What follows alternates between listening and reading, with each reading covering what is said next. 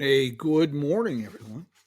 We're going to continue our walk on the dark side of Route 66 with a story from California.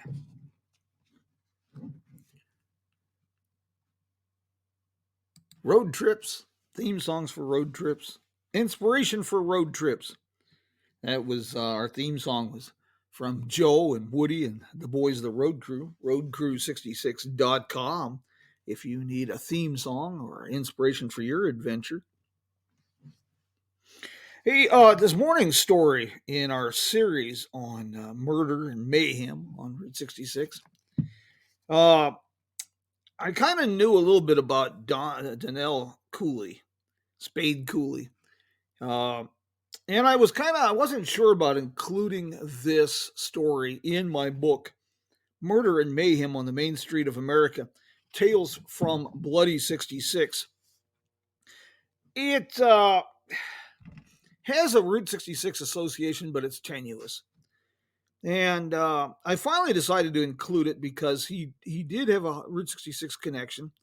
And even though the Santa Monica Pier is not officially or technically on Route 66, it has been the traditional terminus for quite some time. And Spade Cooley had quite a connection with Santa Monica Pier. Let me explain. In the book, I put it this way. After 1937, Route 66 was extended from the heart of Los Angeles to the intersection of Olympic Boulevard and Lincoln Boulevard in Santa Monica, a few blocks east of Santa Monica Pier. With the extension, the highway followed legendary Sunset Boulevard, connected with Santa Monica Boulevard, and went west through Hollywood and Beverly Hills. Uh, it's fitting that I ended the book, Bloody 66, just as with the pier, with a murder that did not really occur on the highway, but had a direct connection with the pier. Born on December 17th, 1910, Donnell Clyde Cooley spent most of his childhood living in abject poverty, first in native Oklahoma and later in Oregon at the Chimwa Indian School. Cooley was half Cherokee. His father was a hardworking man with a gift for playing the fiddle, and his son had a similar talent. By age 8, Cooley was playing alongside his father at area square dances. In 1930, he moved to Los Angeles in the hope of profitably putting his talents to work. Along the way, he picked up the name Spade from his 3 straight flush hands, all in spades, in a poker game. He soon served as a stand in for Roy Rogers and later appeared in more than 40 motion pictures. He was also a singer with the original Riders of the Purple Sage. In 1942, Spade Cooley was on the cusp of stardom. As the leader of the Jimmy Wakely Band at the Venice Pier Ballroom, he packed the house almost every weekend during an 18-month engagement. He proclaimed himself the king of Western swing, a musical genre made popular by Bob Wills and his Texas Playboys. But Cooley had a weak link in his rise to fame and fortune. He had a violent temper and a penchant for drinking hard. Even though he was a profitable headliner for the ballroom, Cooley was fired after a heated argument with Burt Phillips, the establishment's promoter. In that same year, he met Ella Mae Evans. Though he was still married at the time and Cooley's manager said she couldn't sing, Cooley hired her. Their relationship became quite a scandal, as Evans was 23 when they married in November 1945, the year that Cooley hit the big time with Shame on You and a series of chart toppers. The marriage launched with a rocky start. Less than a year after the nuptials, Ella Mae found her husband in the arms of a woman in their home. There was a public threatened separation, an equally public reconciliation, and persistent rumors that Cooley had beaten Ella Mae on numerous occasions. In 1946, Cooley became a father, and with the birth of Melody, Ella Mae abandoned her aspirations to become a singer. This was also the year that Cooley signed his recording contract with RCA. By the mid 1940s, Cooley and his band were the headliners at the Santa Monica Pier Ballroom. It was here that he launched the Heffman Hayride, a pioneering television variety program that ran from 1949 to 1959. His program often captured more than 75% of Southern California's Saturday night viewing audience. With such a large following, it was easy for him to attract top stars, including Frankie Lane and Frank Sinatra. But as his popularity soared, his bouts with pills, booze, and spousal abuse and fights reached new lows. On a trip to Catalina Island at a dinner with friends, he slapped Ella May hard enough to draw blood. He grabbed her by the arm and forced her to kneel and apologize. In another incident, the police got involved after Ella May jumped from a car to escape his beating. In another incident, the police were called after a nurse in the family's employ used a small log to beat Cooley during an attack on Ella May. Melody would later testify that on numerous occasions her father had slapped her mother around and threatened to kill. In the mid-1950s, Bobby Bennett, a respected band manager whose prior included the Glenn Miller Orchestra, went to work exclusively for Cooley. He arranged a national tour that included stops in Cooley's native Oklahoma along Route 66 and culminated with a performance at Carnegie Hall. Benner later took on the job as manager for Cooley's Water Wonderland theme park project.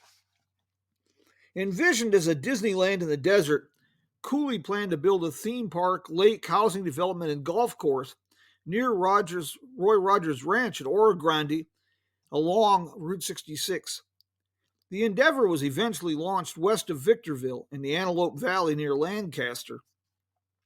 He persuaded several celebrities to invest as stockholders and offered stock options instead of fees for appearances on his program.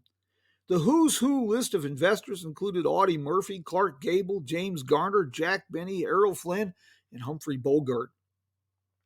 He built an office in the Water Wonderland site and put Bennett in charge, but the endeavor was doomed before it ever began.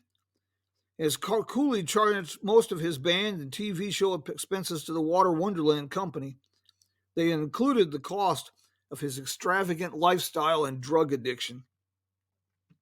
Financial ruin was looming for Cooley, but he's still a celebrity. On February 8, 1960, he was honored for his musical accomplishments with a star in the Hollywood Walk of Fame. And over a year later, he would be sitting in prison, the only convicted murderer to have a star on the Walk of Fame. In 1961, Ella May confided to her doctor that she lived in fear of Cooley. With his encouragement, she hired an attorney to represent her in a divorce proceeding. She'd been funneling money to two friends, Bud Davenport and Luther Jackson, planning for the day that she could escape the cycle of abuse. Well, Cooley learned of Ella May's plans and Jackson and Davenport's existence. In drunken rage, he exploded in anger. On March 21st, 1961, Cooley beat Ella May to the punch and filed for divorce first on grounds of extreme cruelty. He filed for custody of their three children, Melody, Donnell Jr., and John. The next day, he called Anita Aros, the violinist in his band, and proposed marriage.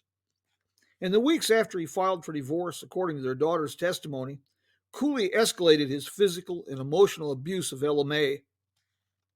He first forced her to call friends and confess to infidelity, and forced a similar confession to the children. The police were called often by the neighbors. On April 3rd, 1961, Melody had been given permission to spend the night with a neighbor, a respite for the teenager, as she lived in fear of Cooley after having several beatings. According to Melody's testimony, Ella May phoned at 6 p.m. and asked Melody to come home. The girl was afraid and got Mrs. McWhorter, the neighbor, to promise she would come to the house in 20 minutes. When Melody arrived, Cooley was on the phone and she heard him say, "Don't call the police." He grabbed the girl's arm and her hair and drug her into the master bedroom. Melody was horrified by the blood-spattered bed and walls.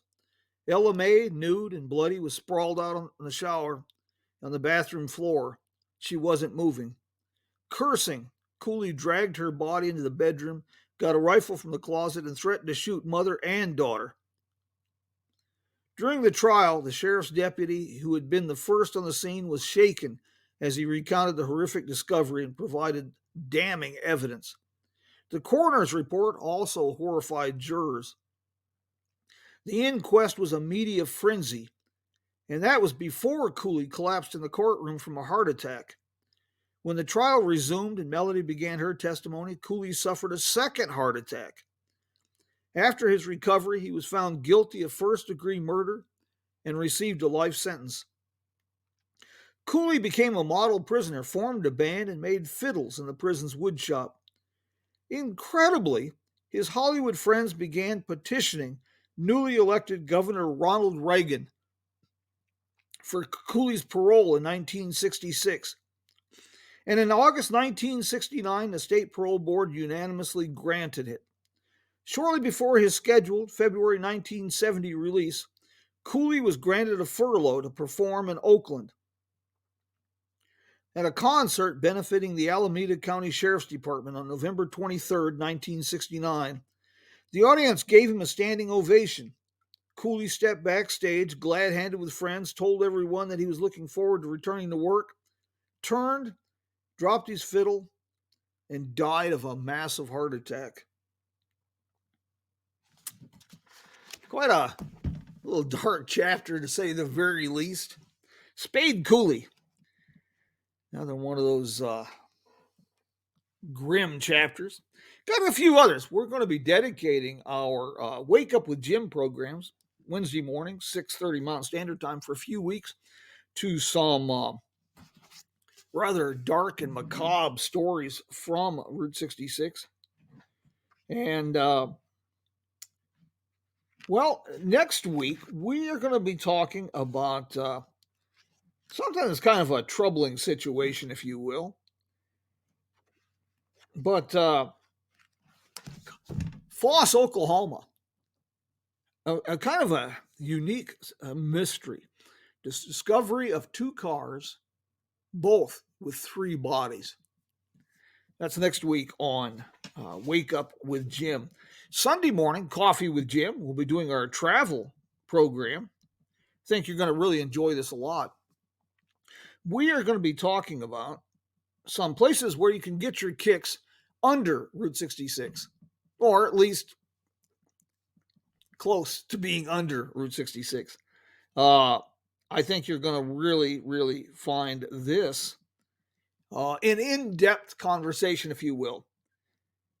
These programs, of course, are interactive, and you can call in or type in a message, and we'll respond as quickly as we can here on air. And they are archived here on Podbean as well. Hey, I want to give a shout out to our good friends at the Uranus Fudge Company and General Store in near St. Robert, Missouri, along Route 66, and it's their new location in Anderson, Indiana. Not only do they have good fudge, good food, you're guaranteed a laugh and a smile, especially if you've never outgrown juvenile humor. The location along Route 66 has it all: escape rooms, circus, sideshow, museum, miniature golf, all kinds of fun. Hey, thanks for joining us this morning. Please invite your friends, share the program, check out our archives for previous programs. Before we wrap this up this morning, do any of our studio audience have any questions? Anything I can answer for you about Spade Cooley or Route 66? I hope you enjoyed the program this morning.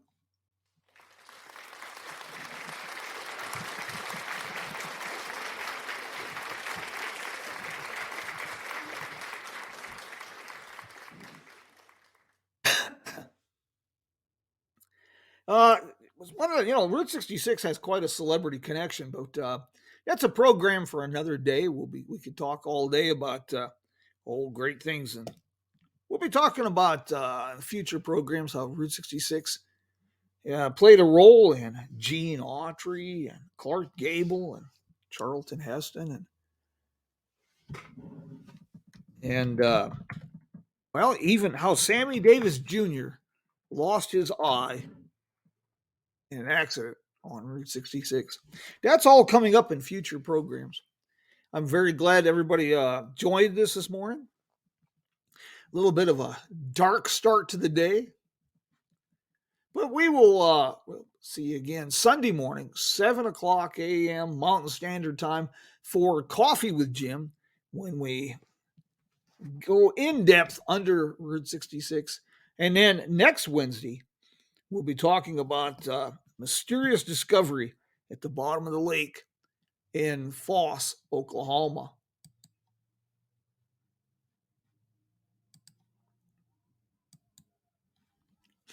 Thanks again, folks. Invite your friends. Let's make this a coffee party.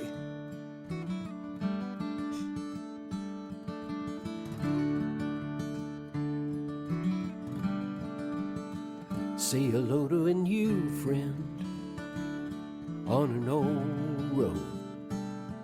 Take a 2-lane trip of memories into mysteries unknown. Come along for the ride. Jim Hinckley's America. Jim Hinckley's America.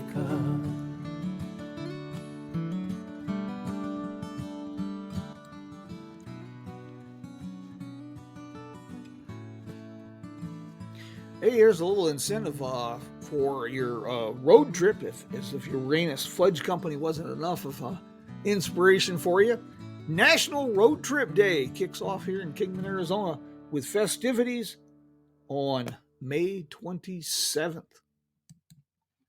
Take care, my friends. Until we meet again, adios and vaya con Dios.